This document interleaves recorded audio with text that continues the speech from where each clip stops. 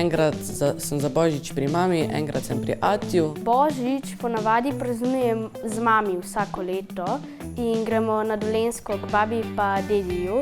Torej letos sem za Božič pri atiju in za novo leto pri mami, naslednje leto bo pa obratno. Novo leto pa ponavadi praznujemo in z očijem in z mami. Oči s svojo družino, pa mami s svojo družino gremo na kmetijo Soržev mlin in tam bomo praznovali novo leto skupaj. Vsako leto za Božič dobim dvojna darila, ena pri mami, ena pri atiju. Mami prosim, da bi lahko skupaj delala okraske in da bi skupaj okraševala hišo in skupaj pekla kekse pa karkoli pekla.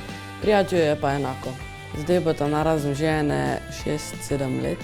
Včasih je bilo bolj stresno, tako prvi 2 leti, zdaj je pa že normalno in se veselim praznikov in vsega in sem že navajen.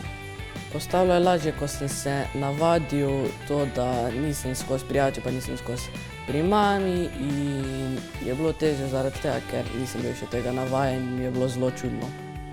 Ker sta starša ločena, sem teden pri mami, teden pri očiju. Drugače sem se navadil, samo malo težava je pa prenašati torbo in torbo za badminton vsako nedeljo. Dvojna oblačila imam, pri obeh imam 2 mizi, drugače šolske potrebščine so pa čisto iste. Pri očiju imam 2 polsestri, pol mami in mačeho, jaz pravim.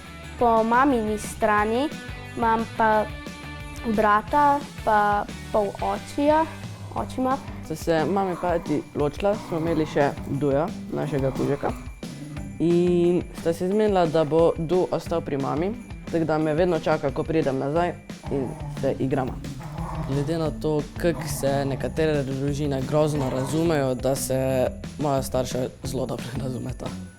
Veliko bolj se pogovarjata in se zmenita stvari. Zame so prazniki lepi, ko se razumem z ljudmi, da se ne kregamo čez Božič pa novo leto, ker se mi ne zdi, da je to čas, da se kregamo.